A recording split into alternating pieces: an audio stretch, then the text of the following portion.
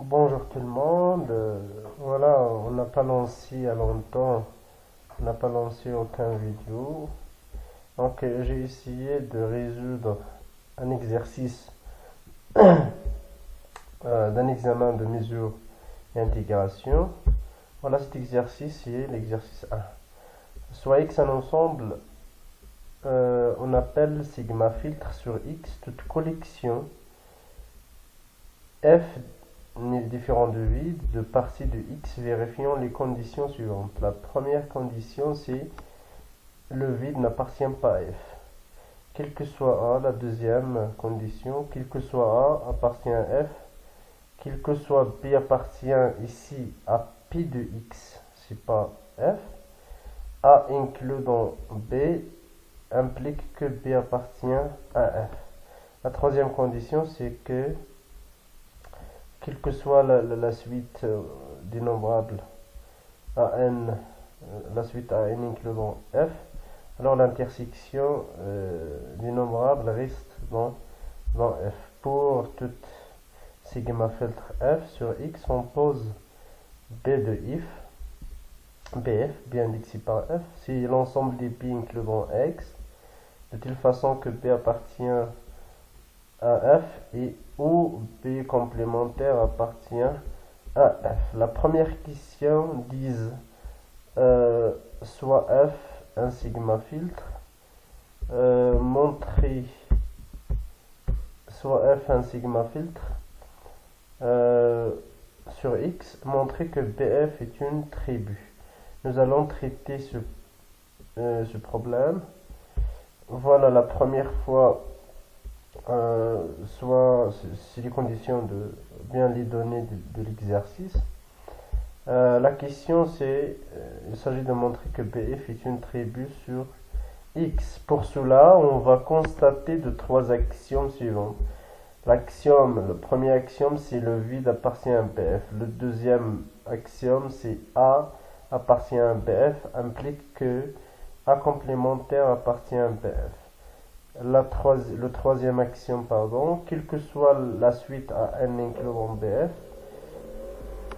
alors la réunion d'innombrables d'ISAN reste dans BF. Donc il est stable par réunion d'innombrables. La stabilité par complémentaire, la stabilité par réunion d'innombrables et le vide appartient à BF. Voilà, premièrement, on a le vide, il est inclus dans X. D'après C2, la condition C2, d'après C2, on a X appartient à F. Voilà, on a X appartient à F. Car le vide inclus dans F et le vide n'appartient pas. X totalement appartient à X appartient à P de X. Automatiquement, quel que soit A inclus dans X, alors X il sera dans F. Toutes les parties de X. C'est-à-dire X qui est le complémentaire de vide, il appartient à F. Ainsi, voilà. Ainsi, le vide appartient à F. Car les conditions de PF, si soit P il va appartenir à F ou bien P complémentaire il va appartenir à F. Puisqu'on a le complémentaire de vide appartient à F, donc automatiquement le vide il appartient à F. Deuxième axiome, soit A appartient à BF, on a A incluant X, A appartient à F ou A complémentaire appartient à F. Comme A complémentaire incluant X, alors A qui est le complémentaire du complémentaire de A, donc A complémentaire est égal à A qui appartient à F, ou A complémentaire appartient à F. Si, puisque ou site lien logique ou bien site lien logique, il se permute, il y a la permutation, donc on peut permuter les deux. Donc celui-ci ici et l'autre c'est ici. Donc on aura A complémentaire appartient à F ou A complémentaire de complémentaire appartient à F. Donc A complémentaire appartient à BF. Le deuxième axiome, soit AN une suite de BF, on a AN appartient à BF, quel que soit N. C'est-à-dire AN incluant X et AN appartient à F ou AN complémentaire appartient à F. Et cela, quel que soit N appartient à F. D'après l'axiome 3 qui disent qu'il y a la stabilité par intersection des AN, il y a la stabilité par intersection. Voilà, d'après la troisième, comme on a un complémentaire, AN complémentaire appartient à F, cela implique que si on fait à la réunion, si on lui fait le complémentaire, la réunion des n appartient à 1 jusqu'à plus l'infini de AN complémentaire est égale à l'intersection des AN complémentaires.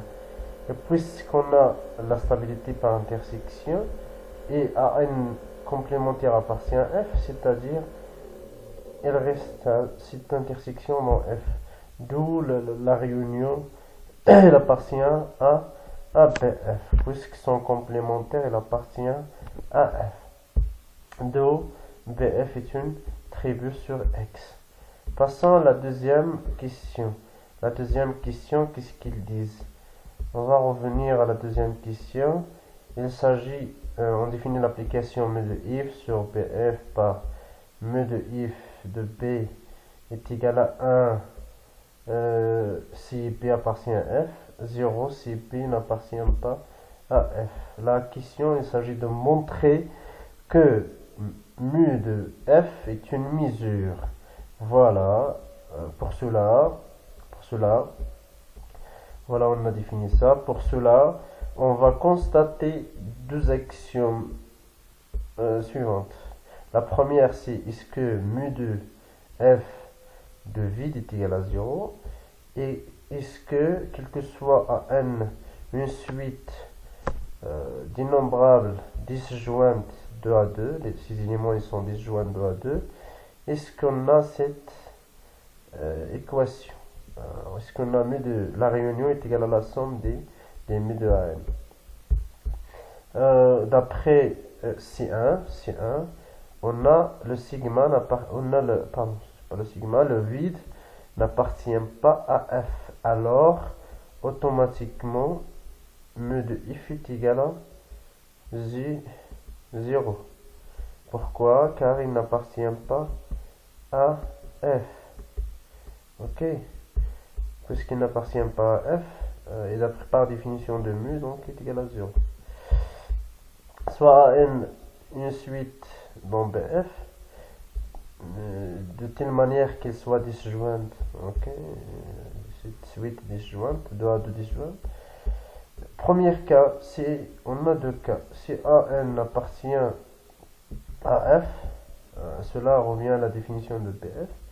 Si A appartient à F, c'est-à-dire AN appartient à F, AN, et comme AN il est inclus dans la réunion, et comme la réunion il appartient à P de X, alors d'après C2, si vous revenez à C2, vous allez trouver que cette condition, avec celle-ci, et là, cette inclusion nous donne ça.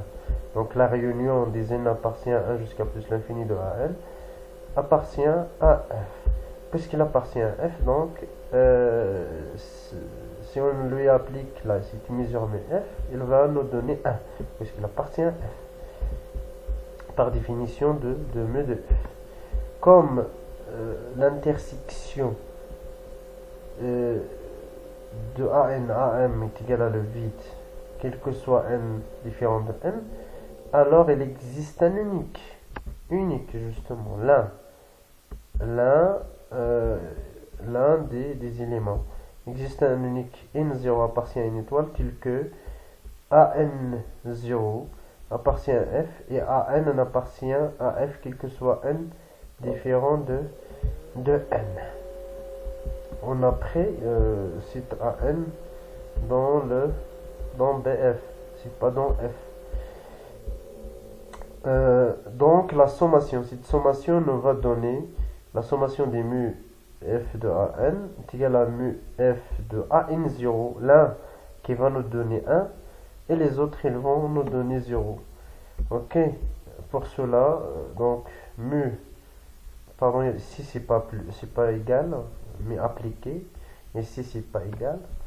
Mu de f de la réunion est égal à la sommation des mu de f. C'est ça. Ça, c'est le résultat qu'on cherche. Premier cas, c'est bien. Donc, si on a constaté ça, on a vérifié le résultat. Deuxième cas, si AN complémentaire n'appartient pas ou bien appartient à F. On a AN complémentaire, ainsi de suite, il est inclus dans F. Si on fait le complémentaire à une réunion dénombrable disjointe, 10 AN, il va nous donner l'intersection des AN complémentaires. D'après ces trois,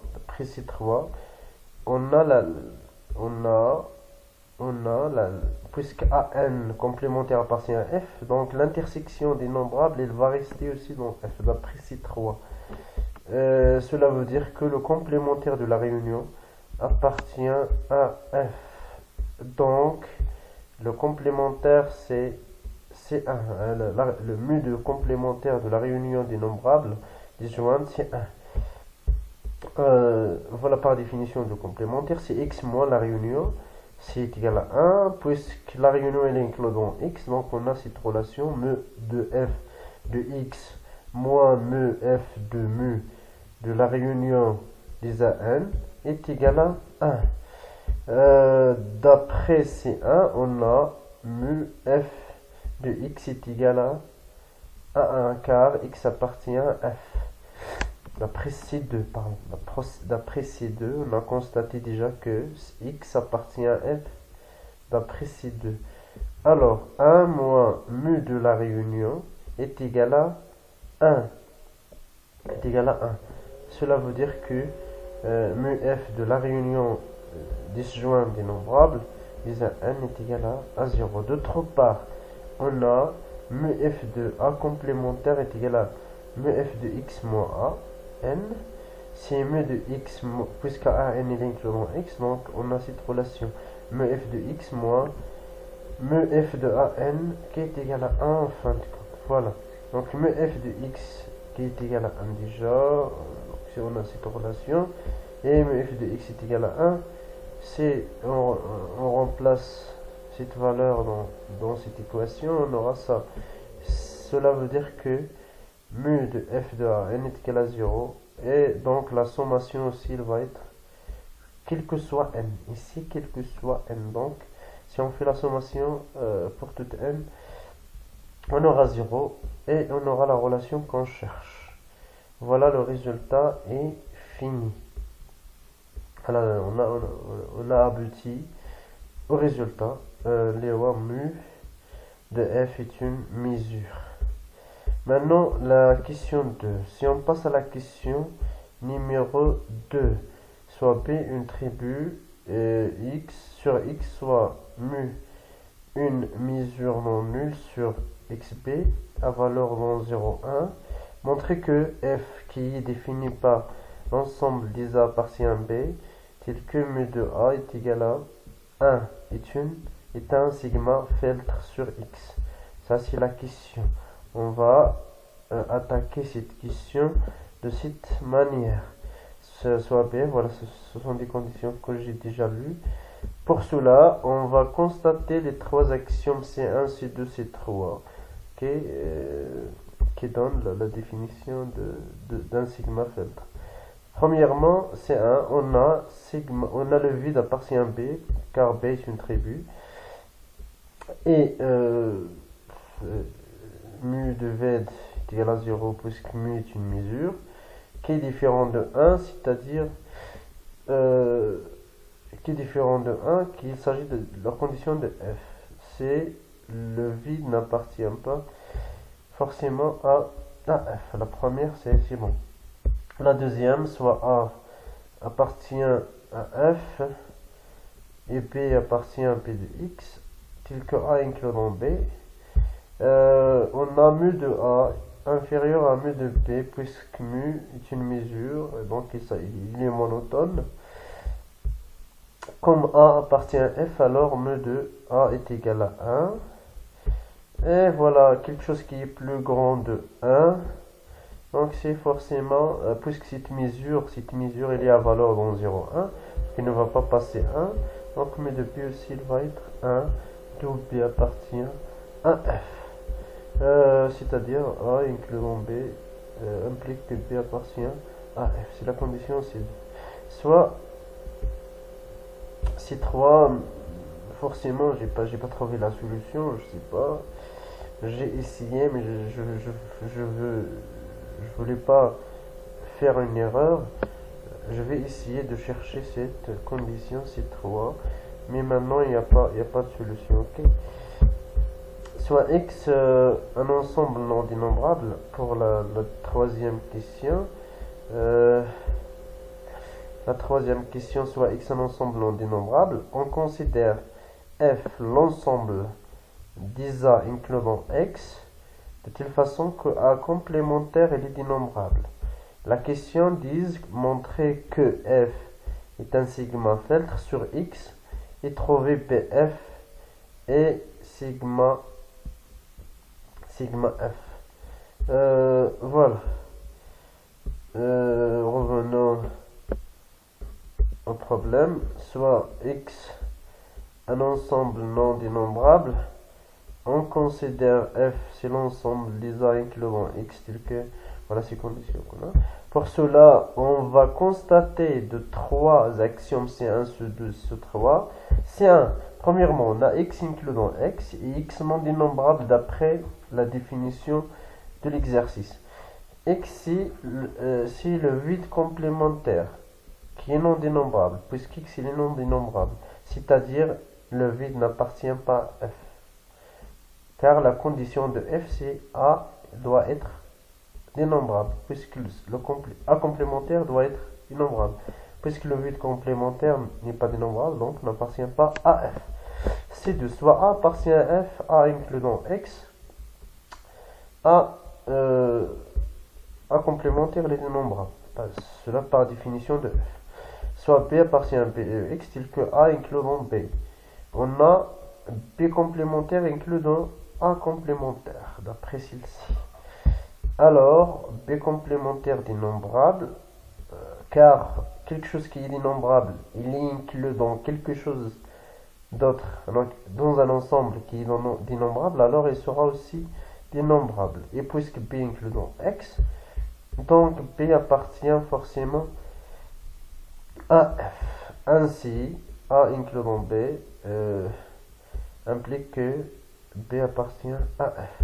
Troisième axiome, soit AN une suite de F, AN appartient à X et AN complémentaire est dénombrable. Si l'on passe à l'intersection des AN sont complémentaires, c'est la réunion des AN complémentaires. Et comme cette réunion des AN complémentaires est inclue dans X, de plus, pour toute réunion dénombrable de parties dénombrables et dénombrables, alors on a ce complémentaire, elle est dénombrable. Ainsi, puisque l'intersection des AN, l'intersection dénombrable des AN sont complémentaires, il est dénombrable, donc elle appartient forcément aussi à F, d'où F est un sigma filtre. Et c'est à vous de chercher la valeur de PF et sigma F. Si vous ne trouvez pas le PF et sigma F, vous pouvez me laisser des questions. Je vais répondre sur des commentaires comme ça. Et pourquoi pas, je vais faire d'autres vidéos. Vous pouvez me suivre. Et n'oubliez pas de vous abonner. N'oubliez pas de nous donner un soutien même. Et bon courage à tous.